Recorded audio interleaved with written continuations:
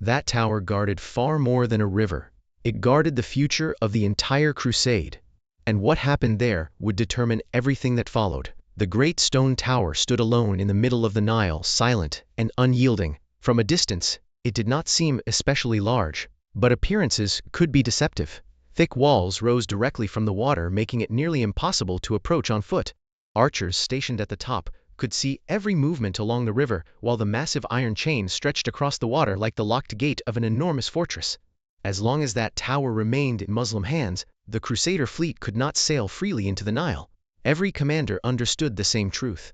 The Siege of Damietta could not truly begin until the tower was captured. At first the Crusaders believed determination alone would be enough. Small boats carried soldiers toward the island under the cover of darkness. They hoped to surprise the defenders before sunrise. The plan failed. The river current pushed several boats away from their intended course. The defenders quickly spotted the approaching attackers, and a storm of arrows rained down from above. Men struggled to climb the slippery stone walls while shields grew heavy with water. Those who survived returned to camp tired and discouraged. The tower remained untouched. But this was only the beginning. Instead of giving up, Crusader engineers began searching for another solution. The medieval world often surprises us. When people think about the Crusades, they usually imagine charging knights and dramatic battles. Yet many campaigns depended just as much on carpenters, blacksmiths, rope makers, and builders. Engineering could decide the fate of kingdoms. The Crusaders gathered timber from nearby forests and dismantled older ships for useful materials. Day after day, carpenters worked beneath the hot Egyptian sun, measuring beams and fastening heavy planks together with iron nails. The constant sound of hammers echoed across the shoreline from morning until evening. Slowly, an extraordinary machine began to take shape. Two large ships were fastened side by side to create a broad floating platform. Upon this platform, workers constructed a tall wooden siege tower that rose high above the decks. At its top they built a bridge that could be lowered onto the enemy tower once the ships came close enough. It was a remarkable piece of medieval engineering. No one could be certain whether it would actually work. The Nile itself remained unpredictable. Strong currents threatened to push the floating tower away from its target. Sudden winds could shift the ships at the worst possible moment. Every rope, every beam, every joint had to hold together under enormous strain. Meanwhile, the defenders watched carefully from the stone tower. They understood what was happening. Every day they saw the strange wooden structure growing taller.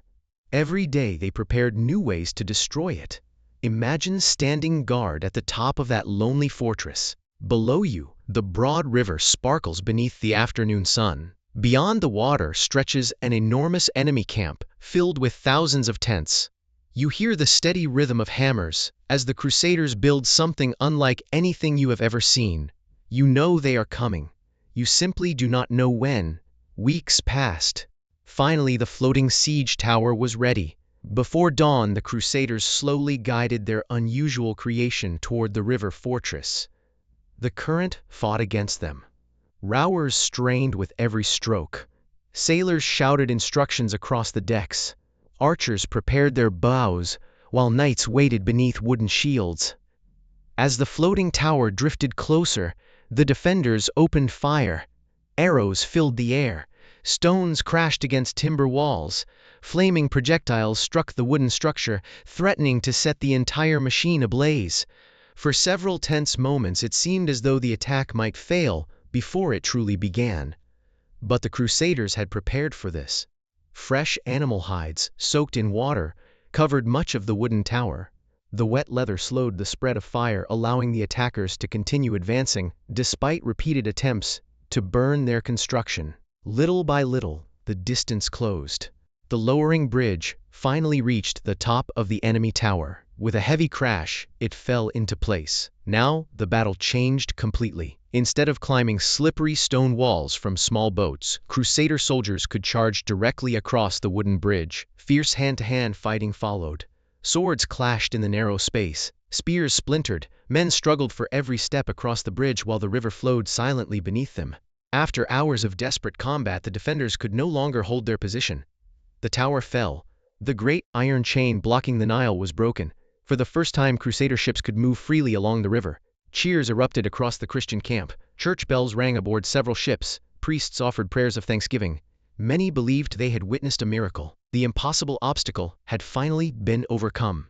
News of the victory spread quickly. Messengers carried reports across the Mediterranean. Months later, churches in distant European towns celebrated the achievement. Families who had sons fighting in Egypt heard hopeful stories that the campaign was progressing well. Few realized how long the struggle would still continue. With the river defenses broken, the Crusaders tightened their siege around Damietta. Large siege engines appeared along the riverbanks. Trebuchets hurled enormous stones toward the city walls. Engineers dug trenches and constructed wooden fortifications to protect their own camps from sudden attacks.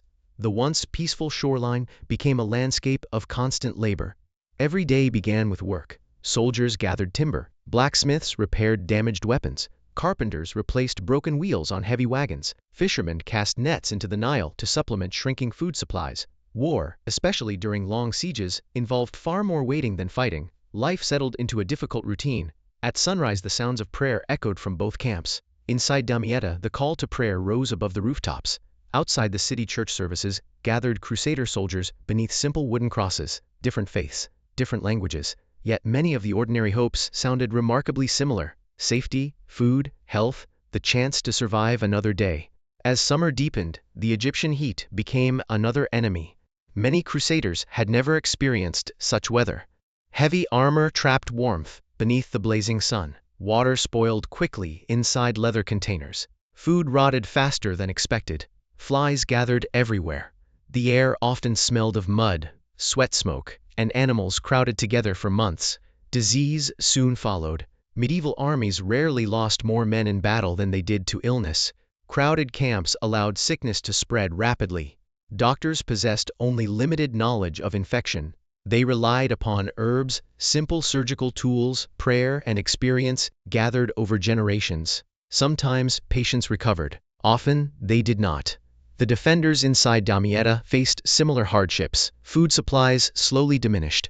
Fresh water became increasingly difficult to distribute throughout the crowded city. Families rationed grain carefully. Parents worried about children weakened by hunger. Merchants who had once traded with distant ports now watched empty marketplaces where little business remained. Imagine an ordinary shopkeeper living inside the city walls. Months earlier, your greatest concern might have been selling enough cloth to support your family. Now your shop stands nearly empty. The streets outside have grown quieter. Every day you hear the crash of stones striking nearby buildings.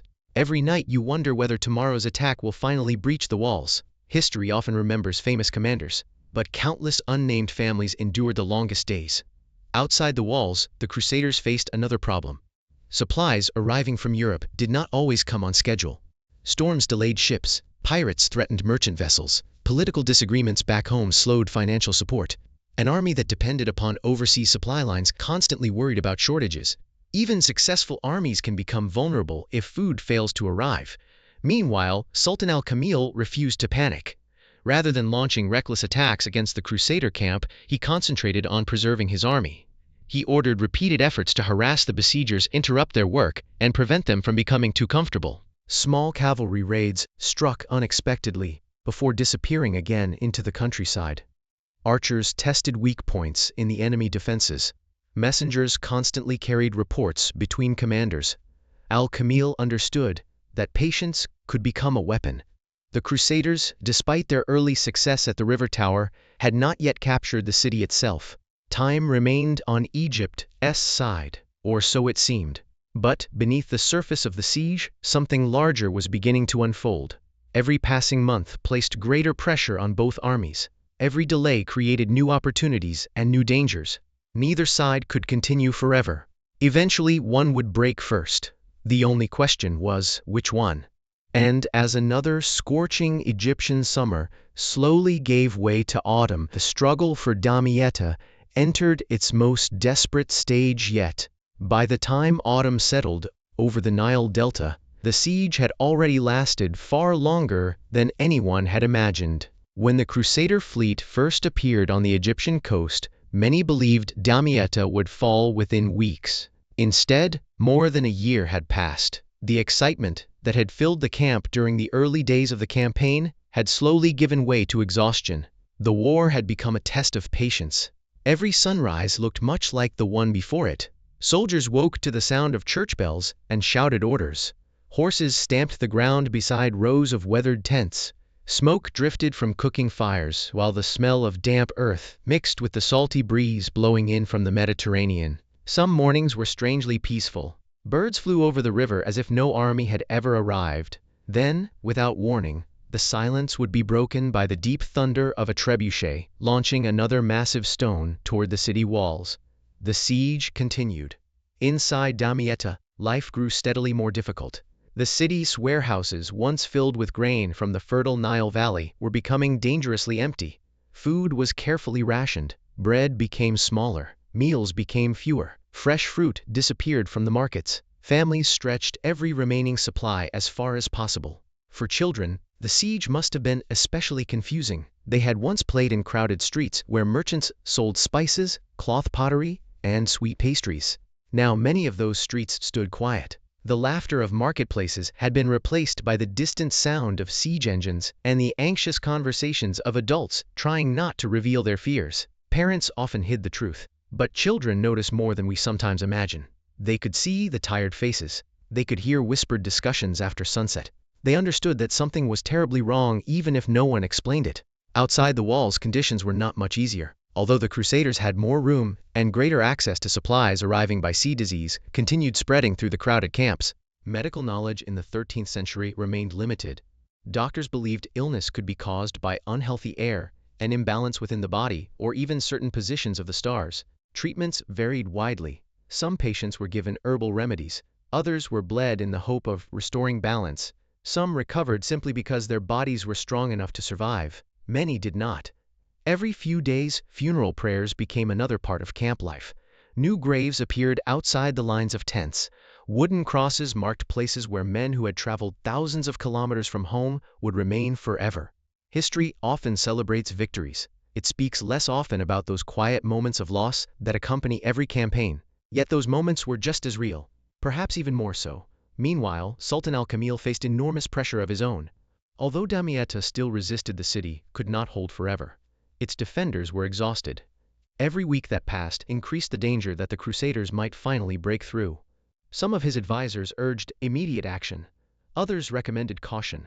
Leadership during war rarely offers perfect choices. Every decision closes one path while opening another. Al-Kamil chose patience. He believed that if he preserved his army, opportunities would eventually appear. His confidence would soon be tested. Then something happened that neither side had expected. The old Sultan Al-Adil, father of Al-Kamil, and brother of the famous Saladin, died during the campaign. According to several historical accounts, the news reached him while he was already worried about the Crusader advance. His death created uncertainty throughout the Ayyubid realm. Whenever a powerful ruler dies, questions immediately arise. Who will lead? Will rivals compete for power? Will allies remain loyal? Will enemies take advantage of the moment? The Crusaders believed this was exactly the opportunity they had been waiting for. Many expected the Muslim defenses to weaken. Instead, Al-Kamil acted quickly. He secured his position and continued organizing Egypt's defense. The crisis did not destroy Muslim resistance. It strengthened his determination. And still the siege dragged on. Months passed beneath the relentless Egyptian sun. The Nile continued flowing quietly beside the camps, almost indifferent to the suffering unfolding along its banks.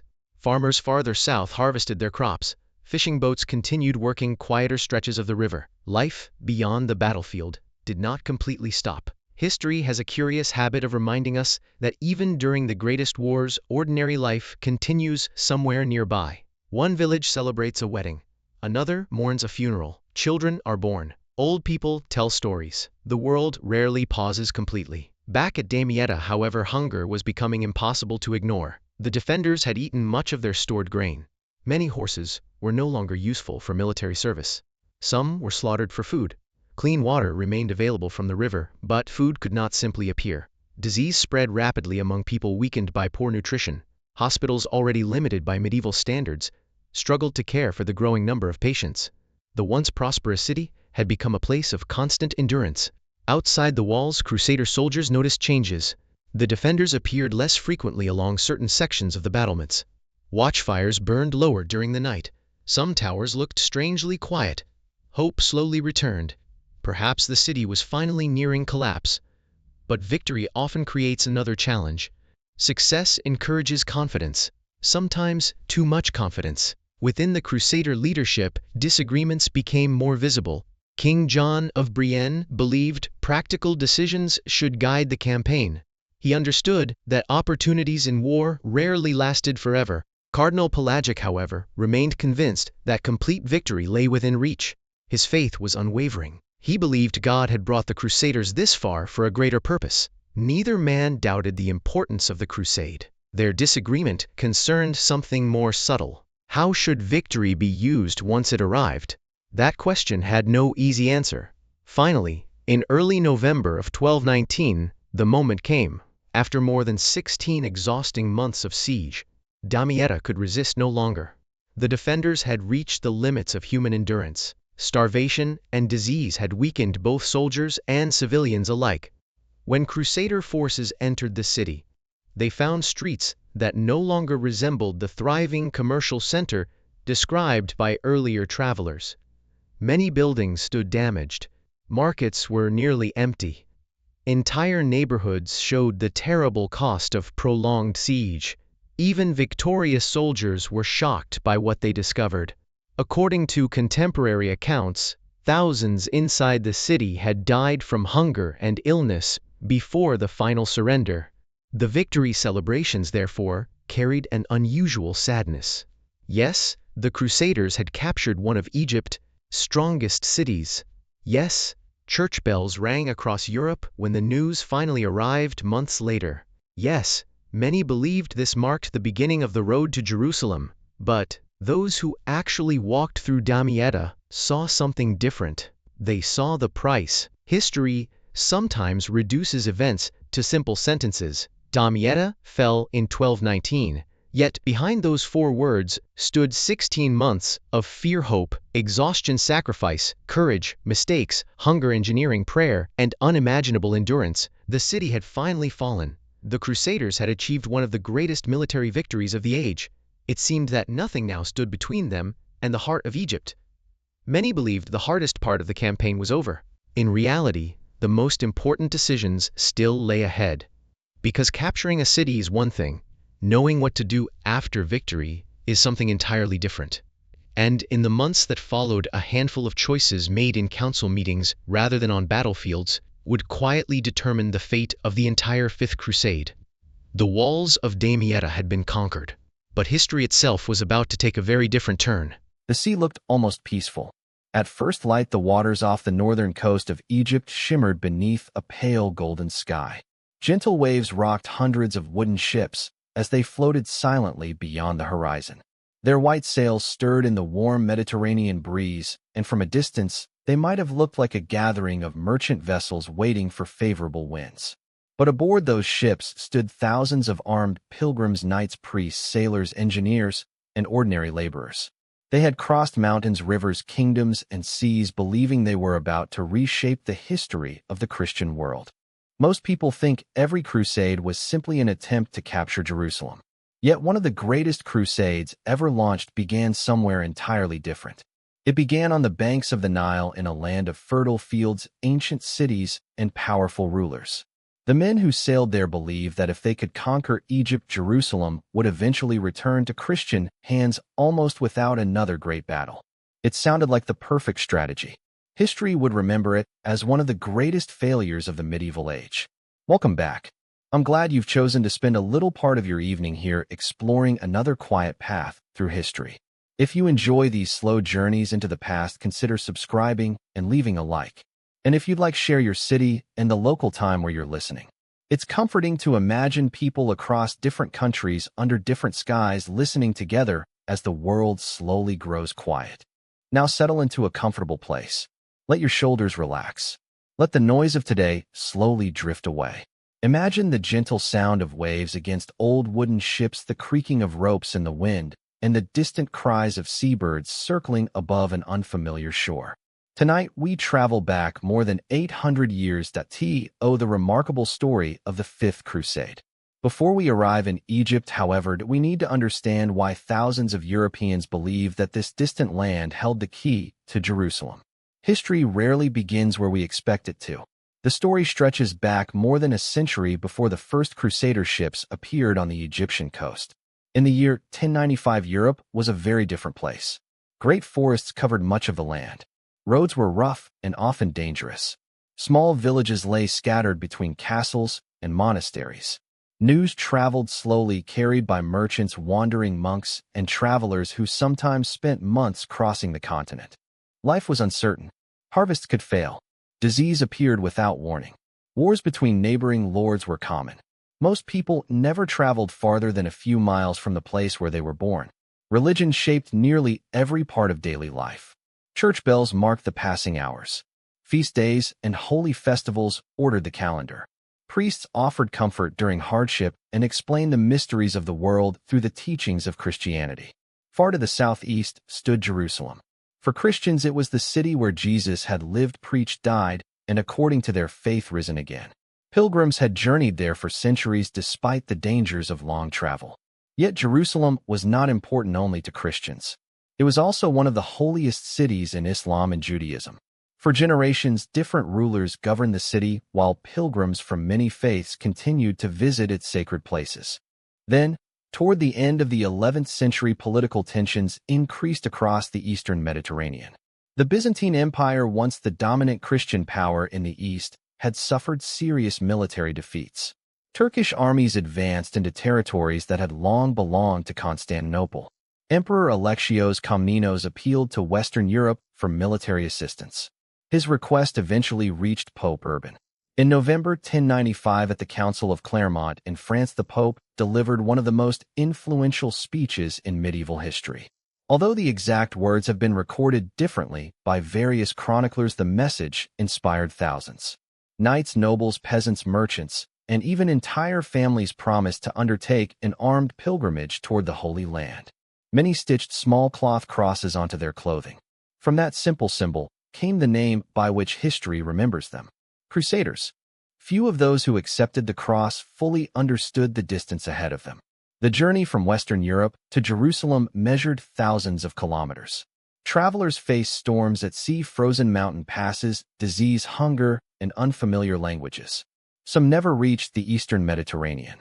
Others died before drawing a sword. Yet hope carried many of them onward.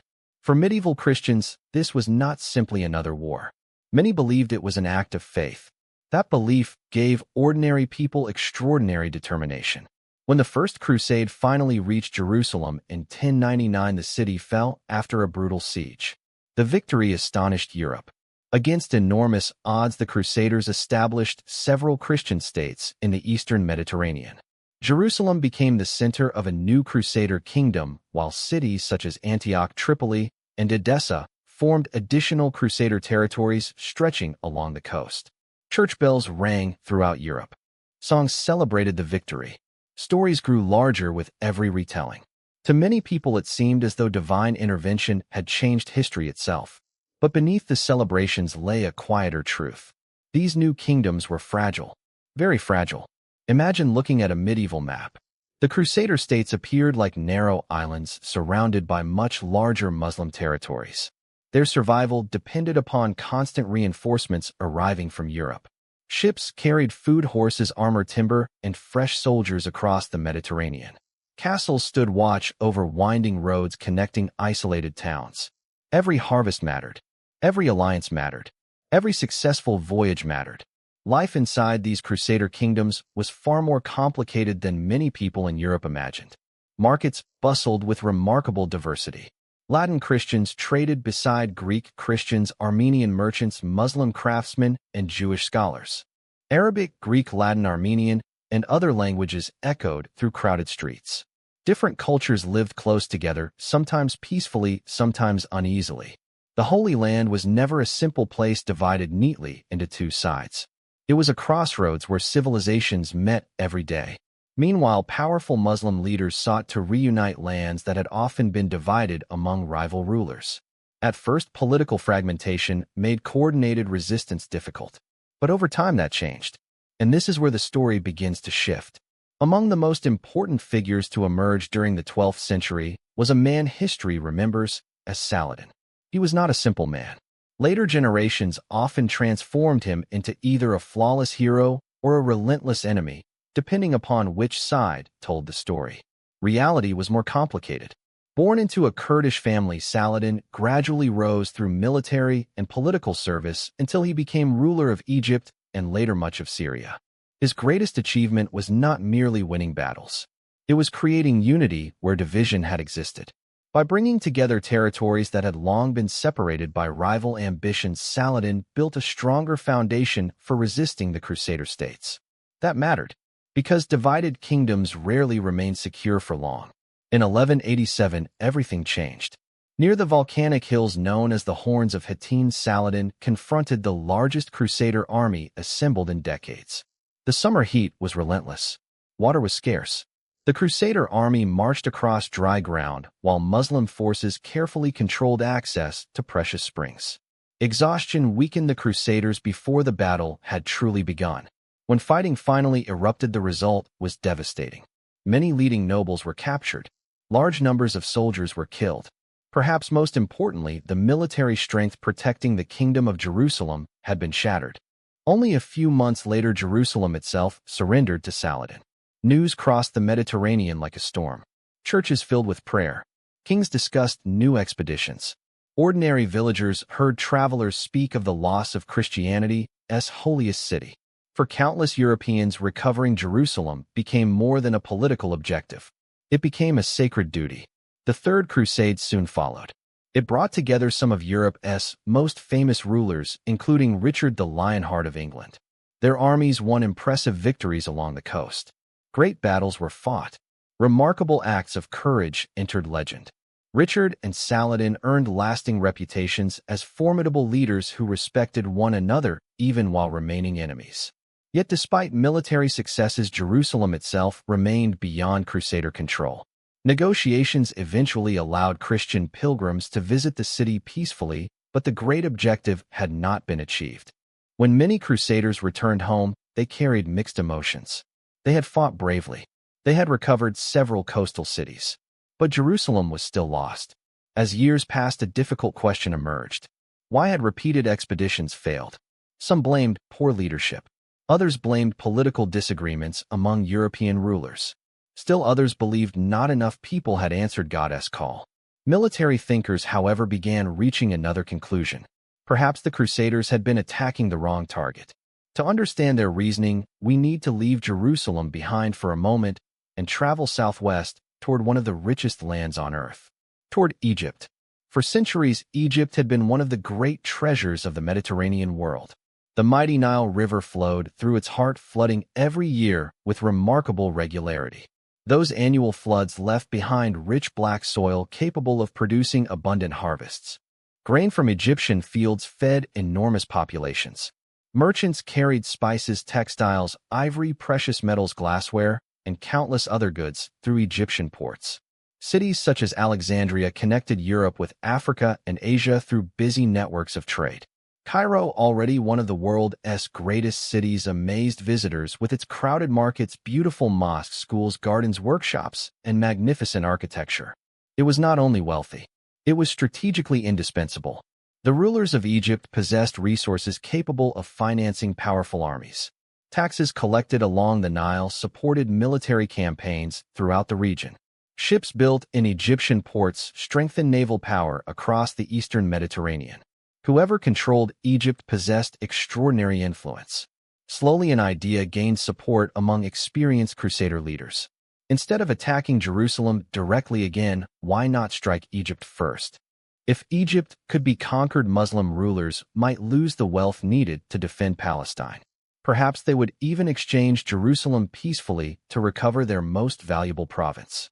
On paper, the strategy looked remarkably logical. Many believed it offered the best chance the crusading movement had seen in decades. But plans created in council chambers often change when they meet the realities of rivers, deserts, politics, weather, and human ambition. And that is exactly where our story will continue to be. Why the beginning of the 13th century, the idea of invading Egypt had grown from a bold suggestion into the center of an entirely new crusade. It was not a plan born out of excitement alone. It was born out of frustration. For nearly 100 years, Christian armies had crossed the Mediterranean, hoping to reclaim Jerusalem. Some campaigns achieved remarkable victories. Others ended in disaster. but none had permanently restored Christian rule over the Holy City. Many experienced leaders began asking a difficult question. What if Jerusalem itself was not the true key to the conflict? What if the answer lay hundreds of miles away along the fertile banks of the Nile? To understand why this idea seems so convincing, we need to step into the political world of the early 1200s. Europe was changing. Kings were becoming more powerful than many of their predecessors. Growing towns created new wealth. Trade expanded across rivers and seas. Cathedrals rose higher than ever before, their stone towers reaching toward the sky as symbols of both faith and ambition. Yet Europe remained deeply divided. Kings argued with neighboring rulers. Powerful nobles pursued their own interests. Even within the church, disagreements sometimes complicated decisions that appeared simple from a distance. Launching another crusade required enormous cooperation. Money had to be collected. Ships had to be hired. Weapons forged. Food gathered. Thousands of horses transported across the sea. Every small task demanded months of preparation. The Pope at the center of these efforts was Innocent III. Many historians regard him as one of the most influential popes of the Middle Ages. He believed strongly that the recovery of Jerusalem remained one of Christianity's greatest responsibilities. Unlike many rulers, Innocent thought on a continental scale. He sent letters throughout Europe urging kings, bishops, abbots, and nobles to prepare for another great expedition. In 1215, church leaders gathered at the Fourth Lateran Council in Rome. The city welcomed visitors from nearly every corner of Latin Christendom. Pilgrims crowded narrow streets. Church bells echoed through the air. Messengers hurried between churches and palaces carrying sealed documents. Among countless religious matters discussed during the council, plans for a new crusade received enormous attention. The campaign would become known as the Fifth Crusade. Its objective was ambitious: recover Jerusalem. Its strategy was different: conquer Egypt first. On parchment maps spread across wooden tables, the plan appeared almost elegant. Strike at the richest province of the Ayyubid Sultanate. Capture one of its major cities. Threaten Cairo. Force negotiations. Recover Jerusalem. Simple, at least in theory. History, however, rarely follows the straight lines drawn upon maps. Even before the expedition officially began, unexpected events altered its leadership. Pope Innocent III died in 1216 before seeing the crusade set sail. His successor, Pope Honorius III, continued supporting the campaign with equal determination. The mission moved forward. But another challenge soon became clear. Europe's greatest monarchs would not personally lead the expedition. The Holy Roman Emperor Frederick II had promised to participate, but repeatedly delayed his departure because of political difficulties in his own lands. The kings of England and France faced their own concerns. Instead of one overwhelming royal army, the crusade became a coalition of smaller forces arriving from different kingdoms. This mattered more than anyone realized at the time. Large coalitions often bring many talented leaders. They also bring many competing opinions. Among the most respected commanders was John of Brienne. As king of Jerusalem, he possessed something many European nobles lacked: experience. He had spent years living in the Eastern Mediterranean. He understood the climate. He understood the politics. He understood that victories in the Holy Land often depended as much upon patience and diplomacy as battlefield courage. John knew that every decision carried consequences beyond military success. He hoped the crusade would remain focused upon practical objectives rather than dreams of unlimited conquest. Alongside him stood another remarkable figure, Cardinal Pelagius. He served as the Pope's personal representative and possessed immense spiritual authority. Pelagius was deeply devoted to the crusading cause. He believed firmly that God would reward unwavering faith. Many respected his learning. Many admired his determination. Yet confidence can sometimes become difficult to distinguish from certainty. That subtle difference would shape the fate of the expedition. From the beginning, questions quietly emerged. Who truly commanded the crusade? Was it John of Brienne, whose kingdom depended upon wise strategy? Or Cardinal Pelagius, who represented papal authority itself? The answer was never entirely clear. And uncertainty inside an army can be almost as dangerous as enemies outside it. Throughout 1217, Crusader forces gradually assembled. Ships departed from Italian ports. Others sailed from France. Still more arrived from Germany, Hungary, and the Low Countries. harbors filled with remarkable activity. Blacksmiths repaired armor. Carpenters strengthened hulls. Priests blessed departing pilgrims. Families embraced loved ones, uncertain whether they would ever meet again. Many who joined the crusade had never seen the sea before. Imagine a young knight from inland Germany standing on the deck of a crowded ship. The smell of salt filled the air. The wooden planks beneath his feet rose and fell with unfamiliar waves. Ahead lay lands he knew only through sermons and stories. Behind him disappeared the only home he had ever known. For countless participants, this was not simply military service. It was the greatest journey of their lives. The Mediterranean itself became part of the adventure. Some days the sea remained calm. Sunlight sparkled endlessly across blue water. Flying fish occasionally broke the surface before disappearing again. Other days, powerful winds forced ships apart. Storm clouds darkened the horizon. Heavy rain soaked sails while sailors struggled with ropes that groaned beneath enormous strain.